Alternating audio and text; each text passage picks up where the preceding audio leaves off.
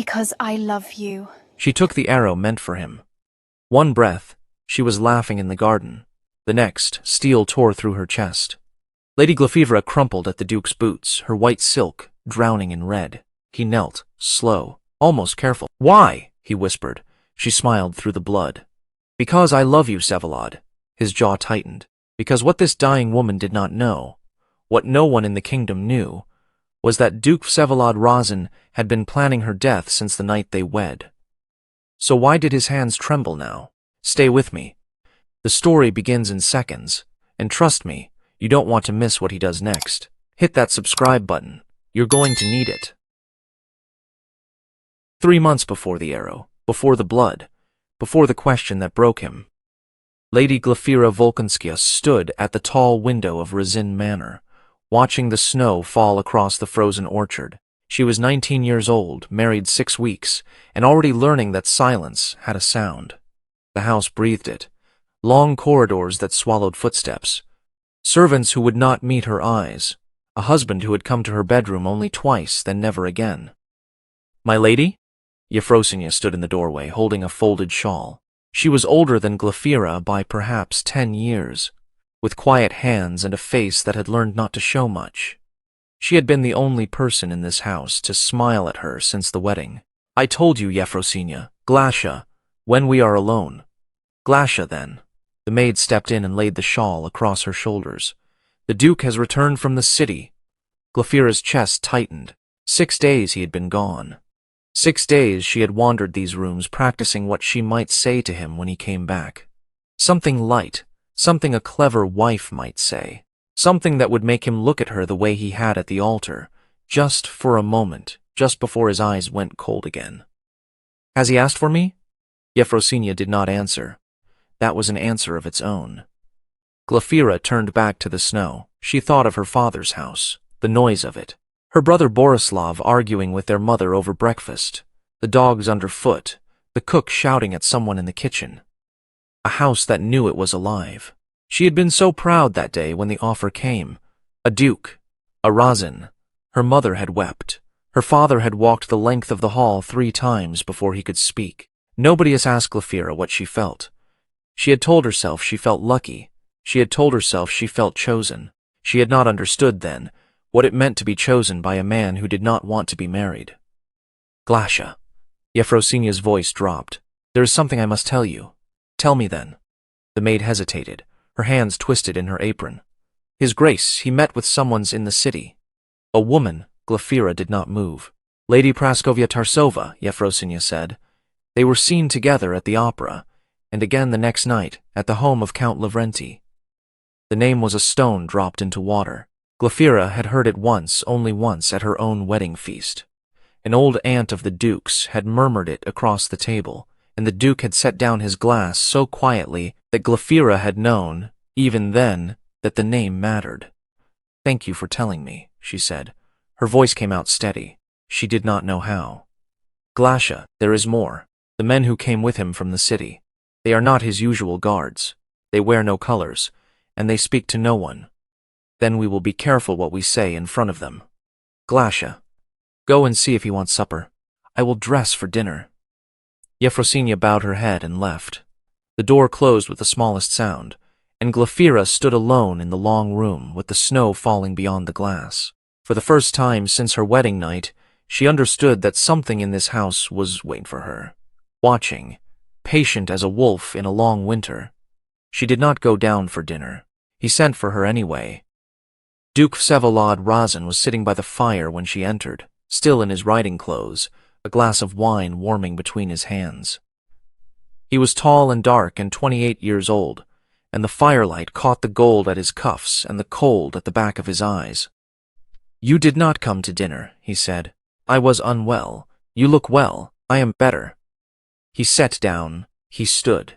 He crossed the rug between them and stopped a careful arm's length away, close enough that she could smell the cold of outside still on him, far enough that she could not have reached him if she had tried. Glafira. Her name in his mouth was a strange thing, formal, careful, as though he were placing it down on a tray. "I will be hosting a hunt in 3 days' time. There will be guests. You will preside as my wife. You will be charming." You will not embarrass me. I have never embarrassed you, my lord. No. Something flickered in his face. Gone again. You have not. She wanted to ask about the woman, about the city, about the name that had hung between them at her wedding feast, like a knife held by the blade. She did not. She had been taught in her father's house that a wife who asks the wrong questions gets the right ones answered too late. My lord, she said instead, who is on the list of guests? He looked at her then, really looked. For one long second, something moved behind his face that was not coldness at all, and her heart leapt in her chest like a fool, and she thought, he is going to tell me. He is going to let me in. Friends of the house, he said. He turned away. He picked up his glass. And then, with his back to her, he said, Sleep well, Glafira. The next days will be long. She walked back to her rooms with her hands shaking. Yefrosinya was waiting for her with a candle. A letter came for you, from your brother. Glafira broke the seal where she stood in the corridor. Borislav's handwriting, slanted and impatient as the boy himself. Glasha, something is wrong. Father will not speak of it, but mother weeps at night. I have heard a name spoken in our house twice this week, and I do not like the way it is spoken. Razin, be careful, sister. Write me back the moment you read this. Tell me you are safe. She folded the letter. She folded it again. She tucked it into the cuff of her sleeve, where her skin was warmest, as though that could keep it alive. She did not yet know about the arrow. She did not know about the letter even now being written in the Duke's study, sealed with a black wax he kept locked in a drawer. She did not know that the name on the list of guests for the hunt was a name her own father would have crossed himself to hear spoken aloud. She only knew that her husband had looked at her tonight the way a man looks at a problem he intends to solve. And the hunt was in 3 days. She did not sleep that night. The letter from Borislav burned in her sleeve like a coal she could not put down. She lay in the great cold bed and listened to the manor breathe around her, and every creak of wood was a footstep.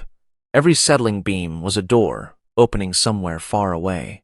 By the second day, the house began to fill. Carriages came at dusk and dawn, wheels grinding the gravel of the drive.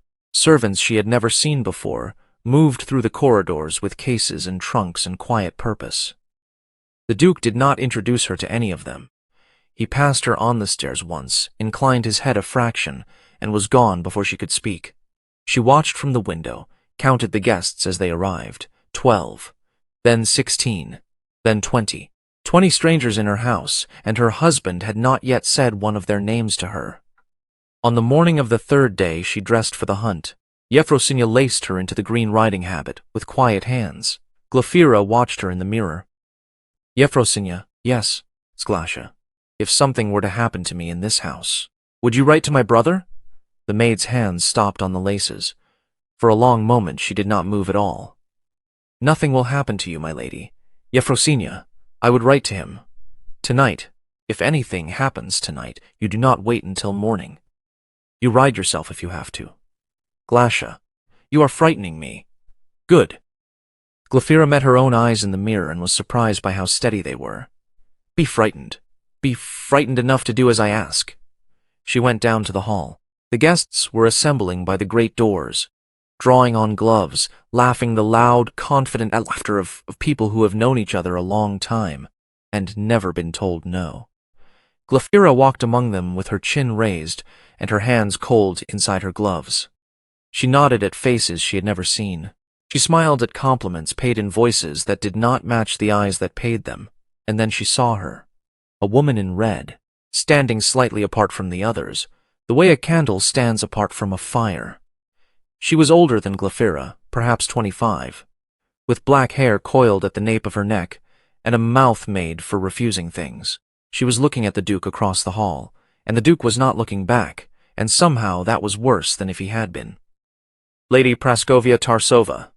It could be no one else. Lady Razin. A voice at her elbow. Glafira turned.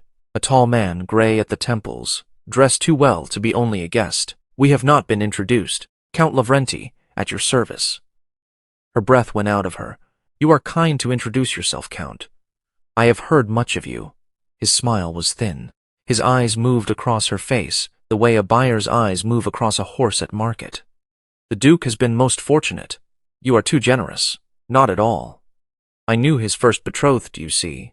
Before circumstances changed, he let the word hang. He let it hang the way a man holds a knife just out of reach. I am glad to see him settled at last. The hall tilted. Glafira's mouth was dry. His first betrothed?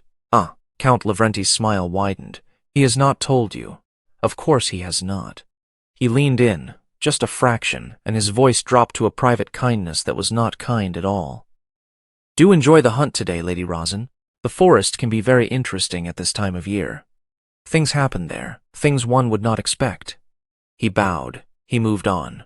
Glafira stood in the middle of the hall with the noise of the house going on around her, and could not feel her hands.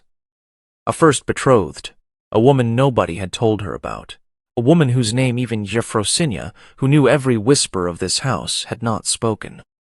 Because Yefrosinya did not know, because nobody in this house was meant to know, because something had happened to her. The hunting party moved out into the courtyard. Horses stamped in the cold. Dogs cried and circled. The Duke mounted his black stallion and rode to the head of the column without once looking back. Glafira moved as though in a dream.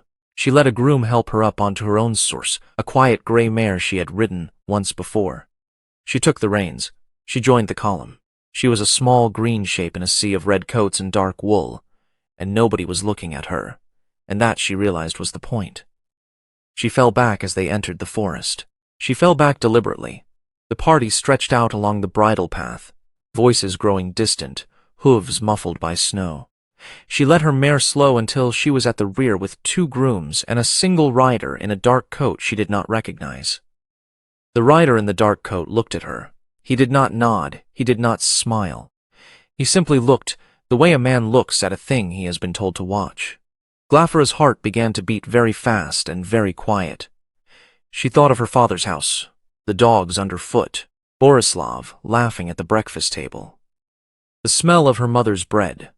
She thought very clearly of the path that branched off to the south at the second clearing. Yefrosinya had walked her there once in autumn to show her the old chapel where the woodcutters lit candles for the dead. The chapel was 3 miles from the manor. Beyond it, the road. Beyond the road, the village. Beyond the village, the river. And beyond the river, by mail coach and luck and prayer, Borislav. She slowed her mare a little more. The rider in the dark coat slowed his. She felt something break loose inside her chest. Not fear. Something older than fear. Something her grandmother used to call the cold knowing. The thing that wakes in a woman when the door of her own house has begun to close behind her. Ahead, deep in the trees, a horn sounded. The Duke calling the hounds. Glafira looked once, only once, at the rider behind her.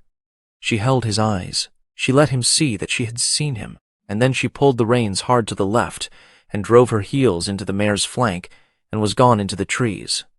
Behind her, a shout, a second shout, then hooves, fast and getting faster, and not just one rider but 3, 4. A horn that was not the Duke's horn at all, but a shorter, harsher sound. The kind of sound used to signal something that was not a hunt for deer. Branches lashed her face. Snow flew up from the mare's hooves. She did not know the forest. She knew only south, only the chapel, only Borislav. She did not yet know that the Duke had ridden ahead through the trees, on a path he himself had cut last summer. She did not know that he was already waiting for her at the second clearing, that he had been waiting for her there since the moment she mounted her horse in the courtyard. She did not know that the woman in red was watching the tree line from the manor window, a small smile beginning at the corner of her mouth. Glafira only knew that she was running, and somewhere in the cold trees ahead, someone was already knocking an arrow. The mare ran like a thing remembering wild blood. Glafira leaned low against her neck, the wind tearing tears from her eyes, the cold knife bright in her lungs. Branches whipped past her shoulders. Snow surged up in great white silences under the mare's hooves. Behind her she could hear them coming, 3 horses, 4, the hard, quick rhythm of men who had ridden together before and knew each other's weight. She did not look back. Looking back was for women who had time. The path forked. She took the left without thinking, because the right was wider, and a wide path was a path a man had cut for himself. The left was thin and crooked, and the trees closed over her head like hands. The shouting behind her faltered, slowed, then stopped. She kept riding. She rode until the mare began to stumble. She rode until her own hands could not feel the reins. Only then did she pull up, in a small hollow where a stream had cut down through the rocks, and the snow had not yet found its way. She slid from the saddle, and her legs would not hold her. She went down onto one knee in the leaves, and breathed and could not stop shaking. Her husband had meant to kill her today. She understood it now fully, the way one understands a thing one has known for a long time without saying the words. The hunt, the strangers, the rider in the dark coat, the first betrothed nobody spoke of. Count Lavrenti, who had taken pleasure in letting her know that pleasure had been taken in knowing. She bent her head and pressed her forehead to the cold bark of a birch tree, and let herself for one long breath want to weep. She did not weep. She got back up. The mare was blowing hard but standing. Glafira touched her nose and whispered something her father used to whisper to horses. Something her father had never known he was teaching her. She tied the mare loosely to the birch. She listened.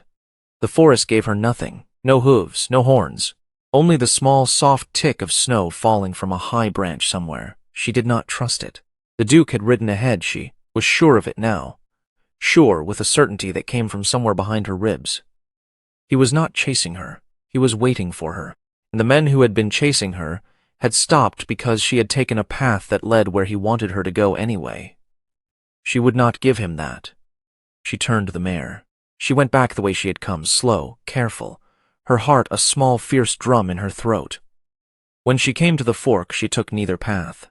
She rode into the trees themselves, picking her way through the undergrowth, snow up to the mare's knees, branches scraping her sleeves, the green riding habit, catching and tearing and catching again. The sky began to lower. Snow started to fall in earnest, fat slow flakes that meant business. She did not know how long she rode. The light went gray and then grayer. Her hands inside her gloves were not hands anymore, but blocks of pain. The mare's breath came in white plumes that hung in the air behind them. She had begun to wonder, in a quiet, flat part of her mind, whether she was going to die out here after all, when she smelled smoke. Wood smoke, faint, real. She turned the mare toward it. The cottage was small and low, and built into the side of a hill, so that one wall of it was earth, and the other three were old gray timber. A goat was tied to a post. A line of washing hung frozen stiff across a porch.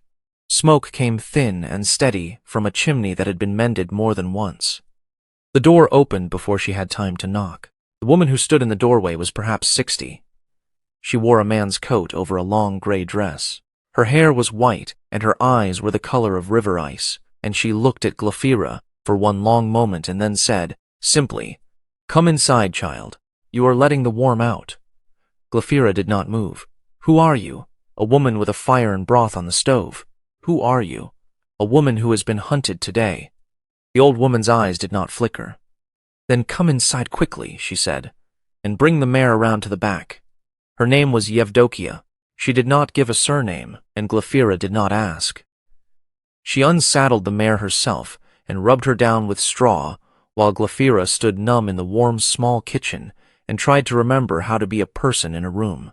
Yevdokia pressed a wooden cup of broth into her hands and pushed her gently down onto a stool by the stove. "Drink, all of it. Then we talk." Glafira drank.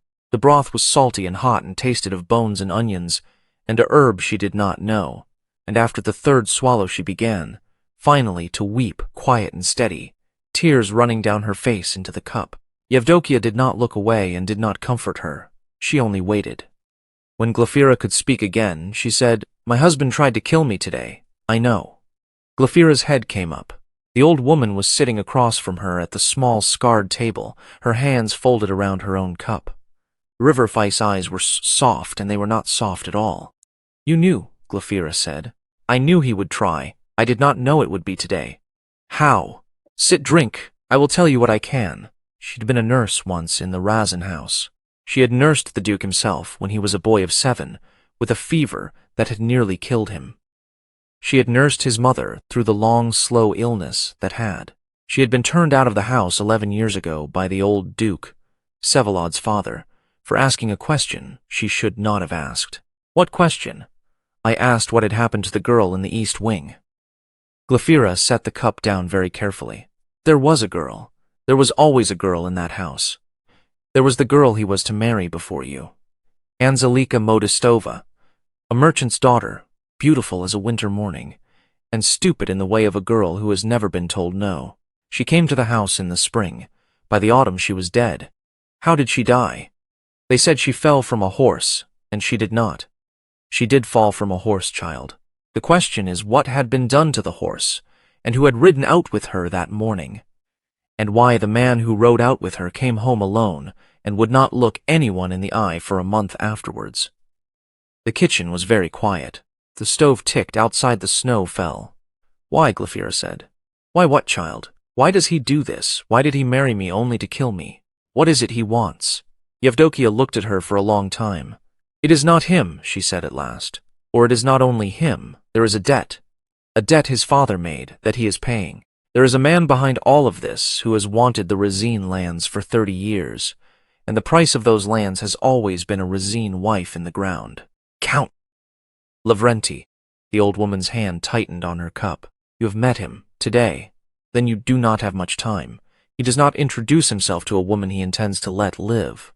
Glafira sat with this. She was a long way from the girl who had stood at the window of Razin Manor 6 weeks ago, practicing clever things to say to her husband. She felt that girl moving away from her like a figure walking out across a field, growing smaller, until she could not quite remember her face. I have to go back, she said. Yevdokia's head came up sharply. You will not go back to that house. My brother, my family. If I run now and he cannot find me, he will go to them. He will take from them what he meant to take from me. He has the law. He has the name. He has 20 men in my house tonight, and a count who has wanted this for 30 years, and a woman in red who is already wearing the dress she means to wear when I am gone. She heard her own voice, and it surprised her. It was steady. It was a voice she did not yet quite know. I have to go back, she said again, but not as the girl who left this morning. I need to know who is loyal in that house. I need to know which of the guests is his, and which is Lavrenti's. I need to know what is in the locked drawer of his study, and I need anyone, who will get a letter to my brother by tomorrow night. Yevdokia was watching her, with an expression Glafira could not read. You are not what I expected, the old woman said. I was not what I expected either. There is a boy, my grandson. He runs errands for the village, and sometimes for me, and he can ride. He can be at your brother's house by dawn the day after tomorrow if the road holds. Then send him tonight. And the house. The locked drawer. There is one person in that house who will help you if you can reach her without the others knowing. Her name is Yefrosinya. Glafira's breath stopped. Yefrosinya is mine, she whispered. She came with me from my father's house. The old woman shook her head slowly, almost sadly. No, child. Yefrosinya came to your father's house 6 months before your betrothal. She came with very good papers and very quiet feet, and your mother hired her because she was cheap and skilled. Yefrosinya has been in the Razin pay since before you knew the Razin name. The kitchen tilted, the stove, the cup in her hands. That is not possible. It is possible. But listen to me, child, and listen carefully. There is what she was sent to do, and there is what she has decided to do. And those are not always the same thing. I have known her since she was a girl. There is a chance, only a chance, that she is yours now. You will have to find out which it is, and you will have to find out fast. Glafira sat in the warm kitchen of a stranger who was not a stranger, holding a cup of broth that had gone cold in her hands, and understood that she was going to have to ride back tonight into a house full of people who wanted her dead, and trust her life to a woman who might already have sold it. Outside, the snow was falling harder. Somewhere far off across the trees, a horn sounded.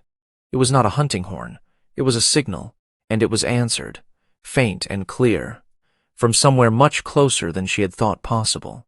The horn that answered was close, too close. Yevdokia was on her feet before Glafira had set down the cup. The old woman moved fast for her age, blowing out the lamp, kicking snow up against the door from the inside to mute the smell of smoke, gesturing without sound toward the back of the cottage. There is a cellar, she whispered. Stay there. If I do not come back in an hour, you take the mare and you ride north, not south. Do you hear me? North. Why north?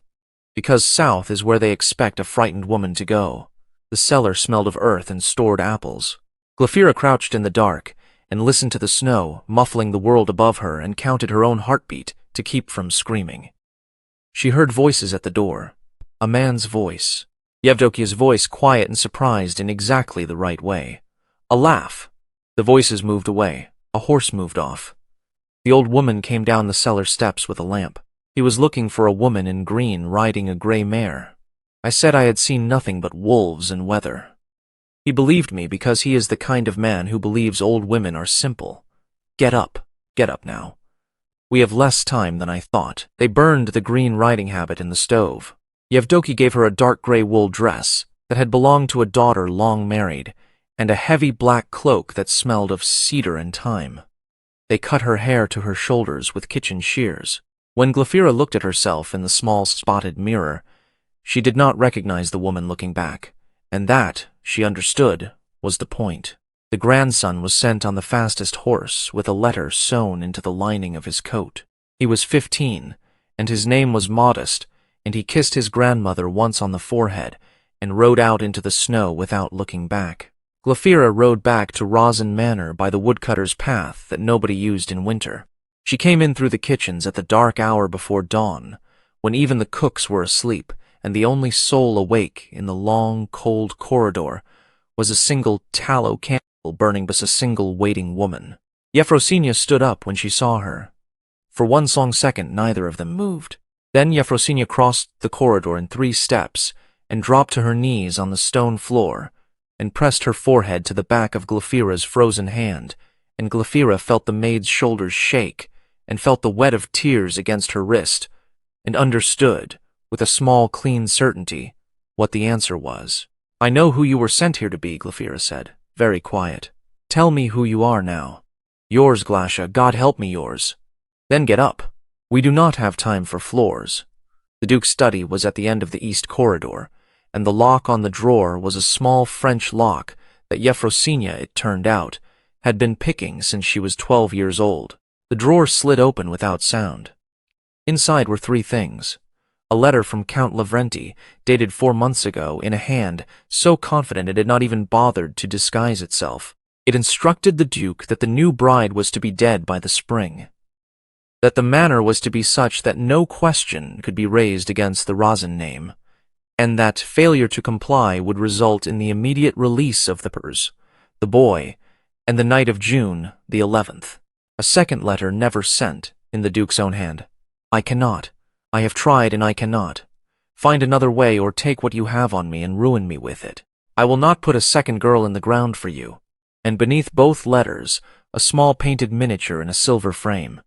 A boy of perhaps 4 years old, dark eyes, the Duke's mouth. Glafira stood in the dim study with the letters in her hands and felt the world she had built in Yevdokia's kitchen begin to come apart. He had refused. He had written the refusal. He had not sent it. "Glasha." Yefrosinia's voice was urgent at her shoulder. "There is movement in the courtyard." She went to the window. Torches, 6 men. Count Lavrenti's gray carriage drawn up beneath the portico. The Count himself standing in the snow in a black fur coat, calm as a man arriving to inspect a property he already owned. And the Duke, coming down the steps to meet him. The Duke's face white in the torchlight. The Duke's hand at his side empty, his sword left somewhere upstairs by a man who had not expected this visit at this hour. Lavrenti was speaking. The Duke was listening. Then the Duke shook his head, once a hard, sharp refusal, and Lavrenti smiled the kind of smile that ends conversations. Lavrenti raised his hand. A man behind him stepped forward with a crossbow. Glafira did not remember moving. She was through the door of the study, down the corridor, down the great stairs, across the marble hall. She heard Yefrosinia behind her crying her name. She did not stop. She threw open the door to the courtyard, and the cold hit her face like a thrown stone, and she saw the bowman raising the bow. And she saw her husband standing very still beneath the falling snow, and she saw in one impossible bright second the boy in the painted miniature, the boy with the Duke's mouth, who would have no father at all if she did nothing. She crossed the courtyard at a run. She crossed the garden at a run. She heard Lavrenti shout something, sharp and confused, and she did not hear what it was, because the world had gone quiet around her. Quiet the way a deep snow is quiet. Quiet the way the long hallway of Razin Manor had been quiet, on the day she first walked into it as a bride. She reached her husband at the moment the bowstring sang. She turned. She put herself between the Duke and the bow, with the clean, simple calm of a woman, who has finally, after 19 years, decided something for herself. The arrow took her in the chest. She felt it the way one feels a door close. Final, not painful at first, only certain. Her knees went. Her husband caught her. Of course he caught her. His hands were under her arms before she knew she was falling. She heard him say her name. She had never heard him say it like that. She looked up at his face and saw for the first time since the day they met the thing that had been hiding behind the cold. It was not poison. It was not only poison. It was a man who had been told every other life that to feel was to lose. She smiled. She tasted blood. Because, she whispered, I love you, Vsevolod. His face broke. There is no other word. A thing inside it broke and could not be put back, and then, over his shoulder, she saw Count Lavrenti. The Count was smiling. The Count was not surprised. The Count had raised his hand again, and the bowman was knocking a second arrow, and Glafira understood, with the last clear thought she would have for a long time, that the first arrow had not missed. It had hit exactly what it was sent to hit, and the second was for the Duke. The second arrow never flew. A shot rang out across the courtyard, sharp and flat, and the bowman folded at the knees and went down into the snow with a small surprised sound. Then another shot, a third. Glafira, dying in her husband's arms, lifted her head 1 inch off his sleeve and saw beyond the torchlight riders coming down the avenue at a hard gallop. Borislav, at the front of them, his coat flying open, a pistol still smoking in his hand. Borislav, who had not waited for her letter. Borislav, who had set out the moment his own mother's weeping became a name he could not bear to hear in their house any longer. Behind him came a dozen men. Behind them came 2 more she did not know, in dark coats, and the quiet stillness of men who answered to the crown. Count Lavrenti turned to run. He did not get 4 steps. The Duke caught him by the back of the fur coat, and threw him down into the snow himself, with the strength of a man who has been holding something in for many years, and has finally been given permission to let it out. Lavrenti scrabbled. The Duke knelt on his chest. The Duke pressed his forearm across the Count's throat and held it there. And Glafira saw, from where she lay bleeding on the cold stones, that her husband was weeping. She had never seen him weep. She closed her eyes. She did not die. She came back to herself slowly, over many days, in a room she did not at first recognize. White curtains, a window full of bare branches, a small fire, a heaviness in her chest where the arrow had been, and a deeper heaviness underneath that one, where the knowing of it lived. Yefrosintia was beside the bed the first 3 times she woke. Borislav was there the 4th. Her mother the 5th, with her face changed by weeping. Her father came on the 6th day and could not speak at all, only held her hand in both of his and shook, with the silent shaking of a man who has been told he was almost too late. The Duke came on the 7th day. He stood in the doorway for a long time before he came in. He had lost weight. His hair was longer. He held his hat in his hands the way a servant holds it, turning it slowly by the brim. They have taken him, he said. Lavrenti. He will be tried in the spring. There is enough. The letters. The boy. The papers from my father's drawer. He will not see another summer, and the woman in red. Praskovia is gone, to the south. She knew what was coming the moment she saw Yorba's riders. She will not come back. She does not have to come back. She had nothing to do with the killing, only with the knowing of it, and that is a guilt the law does not punish. And the boy in the painting. He looked at her then, the proper full look she had waited 6 weeks to see, a dinner table, and never been given. He is my son, he said. He is 4 years old. His name is Lev. His mother died bringing him into the world, and Lavrenti has had him these 4 years, in a house in the country, as the leash on me. That was the price. A wife in the ground in return for the boy alive. I was to do it again with you. I could not. I tried for 6 weeks to find a way that was not killing you, and I had not found one yet when you put yourself between me and the bow. She lay quiet. He is safe now, the Duke said. He came to the house 3 nights ago. He is asleep in the nursery as we speak. He asked me what your name was, I told him. A small clean tear ran down the side of her face into her hair. What did you tell him my name was? Glafira, the lady who saved his father. She turned her face toward the window. The branches moved a little in a wind she could not feel. She thought about the girl she had been at the altar. The girl in the long cold corridor. The girl who had ridden out from Yevdokia's cottage with her hair cut short. She did not feel like any of them. She did not yet feel like the woman she would become. She was in between, and the in-between was a quiet place, and she was not afraid of it. Vsevolod. Yes. I am not going to tell you that I forgive you. Not today. I do not yet know what I think.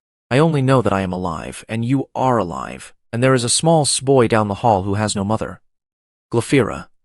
I am not finished. I am going to live in this house. I am going to be his mother if he will have me. I am going to be your wife in the eyes of the world. What we are to each other under that, between these 4 walls, you and I will find out slowly. We will not rush it, we will not promise it, we will only see. He was silent a long time. That is more than I deserve. Yes, she said. It is. She turned her face back to him. But it is what I am choosing. And I have decided, Vsevolod, that from now on the things in my life will be the things that I choose. Spring came late that year. By the time the river broke, Count Lavrenti had been tried and sentenced and sent away to a place from which men in his class did not return. Lady Praskovia Tarsova was said to be living in a villa near the warm sea, and was said never to speak of the north, and was said to wake sometimes in the night for no reason she could name. Yevdokia came down from her cottage at the Duke's request, and was given a room in the manor and a salary for the rest of her life, and refused both, and accepted instead a small house at the edge of the village, and a standing invitation to tea on Sundays. She came every other Sunday, and brought her grandson Modest, and ate 3 pieces of cake, and told Glafira things about the Duke's boyhood that made Glafira laugh until her healing chest hurt. Yefrosinia stayed. There had been a long conversation, low and difficult, in the white bedroom in the 2nd week. There had been in tears on both sides. There had been a sentence Yefrosinia spoke that Glafira would keep for the rest of her life. I was sent to watch you, and I learned to love you. And that is the whole of it. And I will spend the years I have left earning what I have already been given. And Glafira, who had decided that her life would be made of the things she chose to keep her. Lev took longer. He was a quiet child, watchful, slow to laugh, with his father's mouth and his mother's eyes, and the long, careful silences of a boy who has lived in 2 Zdenny houses too young. He did not call her mother for almost a year. When he did, on a morning in early autumn, in a sunlit kitchen with flour on his hands, neither of them remarked on it. They only went on rolling out the dough. The Duke, for his part, learned slowly to live in a house in which someone might love him. It did not come easily to him. He was not a man who had been taught how. There were evenings when he sat across from her at the long table and did not know what to say, and there were nights when she heard him in his own study, reading aloud to himself from books in languages she did not know. The way a man practices words he intends to one day be brave enough to use. He was brave with them eventually. Not all of them, not yet, but some. One night, late in the 2nd spring, he came to the door of her sitting room with a folded paper in his hand. The same black wax, the same locked drawer. But this letter was new, and it was addressed to her, and he had not yet broken the seal himself. It came today, he said, from the south, from a man I do not know. I have not opened it. She set down her embroidery. She held out her hand. The wind moved a little in the curtains. Somewhere down the corridor a child was laughing in his sleep. The fire ticked, and Glafira Volkonskaya, who had once taken an arrow for a man she did not yet know how to love, broke the seal of the letter and began to read. The letter was short. It was written in a hand she did not recognize, in a Russian that had been learned late by someone whose first language had been something warmer and older. It was unsigned. It said only this: Madam, I am the sister of the woman who died bringing your son into the world. I have lived these 4 years believing the child went into the ground beside her. I learned otherwise last month. I am coming north. I do not come to take him. I come only to see with my own eyes that the boy my sister bled for is loved. If you would refuse me this, send word to the inn at Volna by the 1st of May. If no word comes, I will be at your gate on the 10th. Glafira read it twice. She read it a third time. She folded it very carefully along the lines it had already been folded. She looked up at her husband. "We will send no word," she said. "We will be ready on the 10th. He sat down across from her then, slowly, and put his face in his hands, not from grief, from the long old ache of a man who had been holding a secret for so many years that the lifting of it felt like a kind of broken bone setting itself in his chest. She watched him and did not reach for him. She had learned over these long months that there were some weights he's had to put down himself before another person was allowed to touch them. After a while he lowered his hands and said, "I never knew her name." "Whose?" "The sister. Anzelika never spoke of her. Anzelika never spoke of anyone from her home. Her father had married a woman from the south, you see, and the south was a place that had been taken from her. She did not like to remember." He shook his head slowly. "If this woman is the sister, then she is my son's blood. Closer to him than I am in some ways. She has a right." "She has more than a right," Glafira said. "She has waited 4 years. The 10th of May came in warm. The orchard was in full white bloom. Lev, who was now 5 years old and tall for his age, sat on the front steps in his good coat and asked Glafira every 12 minutes when the lady would come. Glafira sat beside him on the step and braided and unbraided the same piece of her own hair and tried to look like a woman who was calm. The carriage came at noon. The woman who stepped down from it was perhaps 40. She had dark skin and a steady mouth and eyes that did not blink when Lev came out from behind Glafira's skirts to look at her. She knelt down in the gravel. She did not reach for him. She simply held out her hand, palm up, the way one offers a hand to an animal one wishes to gain the trust of. "My name is Tamar," she said. "Your mother was my sister. You have her eyes. I am very glad to meet you." Lev looked at the hand. He looked at Glafira. Glafira nodded once, small. He stepped forward. He put his small hand into the woman's. And Glafira, standing on the gravel of the drive in the spring sunlight, with her husband's hand finding hers, but without looking, with her brother's children laughing somewhere in the orchard, with a woman from the south kneeling in front of her son, with tears she was too proud to let fall, understood that the story she had been living was not the one she had thought. She had thought, at the altar, that her story was the story of a girl who had been chosen. She had thought, in the long corridor of Razin Manor, that her story was the story of a girl who had been deceived. She had thought on the floor of Yevdokia's cottage that her story was the story of a girl who would have to choose between her own life and the lives of the people she loved. She had thought, lying in the snow with an arrow in her chest, that her story was over. It was none of these. Her story, she understood now, was the story of a woman who had learned, slowly and at great cost, that love is not the thing that happens to you. Love is the thing you do after. Love is the choice you make on the 7th day, and the 70th, and the 700th. Love is staying when staying is harder than leaving. Love is leaving when leaving is the only honest thing left. Love is opening the letter. Love is being on the gravel when the carriage comes.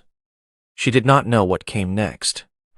She did not know whether Tamar would stay a week or a season, or the rest of her life. She did not know whether the South would call her back, or whether there were other letters waiting to be written, other people who had loved Anzelika, and had not known where to send their grief. She did not know whether her own womb would ever quicken after the arrow, after the long, slow healing. She did not know whether the boy who had begun to call her mother would still call her that at 15, at 20, at 30. She did not know, and she found, standing in the sunlight, that she was no longer afraid of not knowing.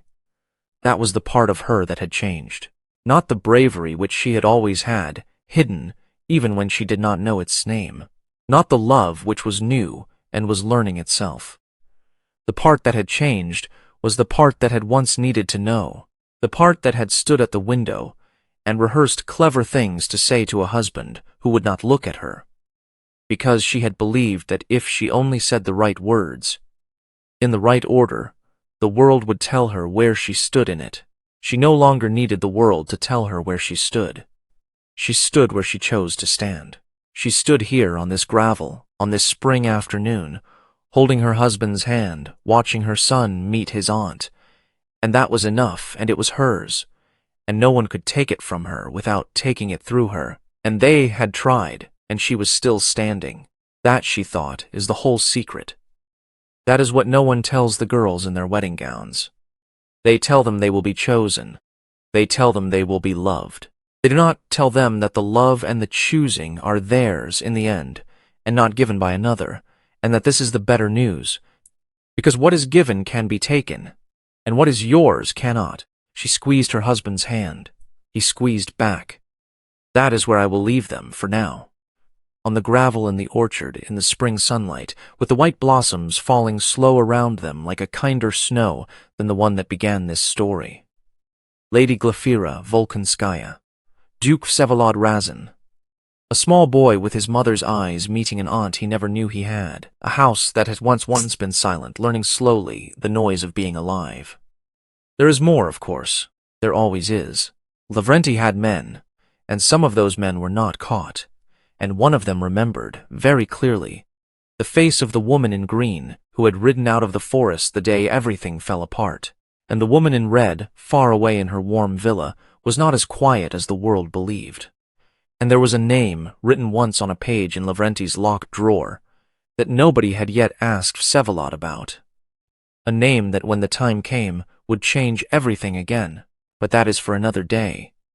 If this story moved you, if you found yourself holding your breath in the snow or in the cold corridor or on the gravel of the drive, would you do me one small kindness? Tell me in the comments the moment that stayed with you, the line you would have said to him, the thing you would have chosen in Glafira's place. I read them. I write because of them. Your words are the reason these stories keep coming. And if you would like to walk with me into what happens next, into the name in the drawer, and the man who remembers, and the woman by the warm sea, then please, gently, tap the subscribe button below. Stay with me. There is so much more to tell. I will see you in the next chapter.